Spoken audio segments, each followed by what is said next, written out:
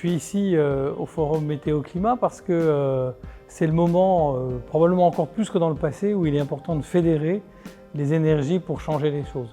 On voit d'une part avec les élections, peut-être les décisions qui sont prises suite à celles-ci.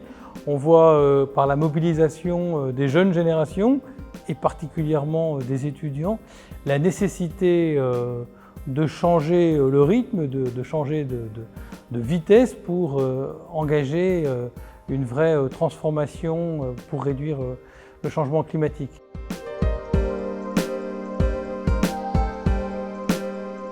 Au fond, cette transformation, elle va être le fruit de 3 grandes démarches.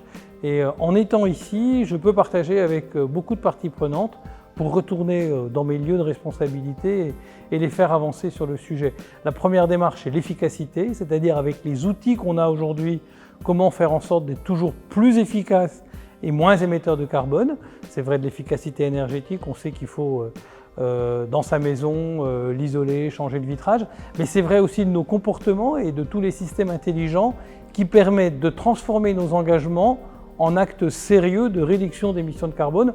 On sait que quand on rend intelligent une maison, un bâtiment, un réseau, on gagne de 20 à 30% de consommation énergétique et d'ailleurs avec un coût assez limité. Ça, c'est de l'efficacité. Le deuxième sujet qui est clé, c'est la sobriété, c'est-à-dire comment on réduit assez profondément ce qui n'est pas utile de consommer et comment chacun dans nos comportements, individuels ou collectifs, on trouve le moyen de rentrer dans un monde qui n'est pas le monde du juste assez, mais le monde qui sait faire des choix pour ne pas tout se permettre sous prétexte que tout est permis.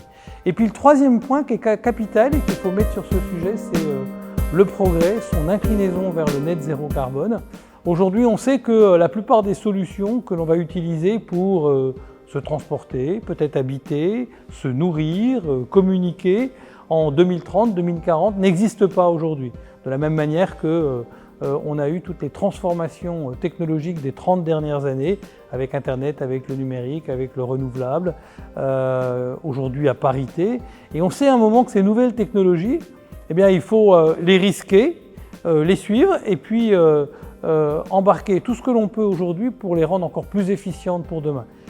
Plus d'efficacité dans nos comportements, probablement en shiftant toute la consommation énergétique vers l'électrique et l'électrique vers l'électrique vert, plus de sobriété en ayant des comportements individuels et collectifs pour être conscient de la planète et de la nécessité de la laisser dans la meilleure santé possible aux générations futures, tout en étant d'ailleurs conscient qu'il y a 2 piliers, la planète et l'humanité, et qu'on ne sauvera jamais la planète sans étant dans des démarches justes pour l'humanité. Puis 3e pilier, donner tout ce qu'on peut à l'innovation aujourd'hui pour permettre aux 30 ans qui viennent d'inventer toutes les solutions indispensables pour que le monde soit net zéro. C'est quelque chose qu'on peut faire, les 3 s'enrichissent. Un forum comme le forum Météo-Climat mêle les partenaires ici à Paris, à l'Hôtel de Ville, pour pousser les coalitions, inventer des alliances entre des gens qui n'ont peut-être pas l'habitude de travailler ensemble,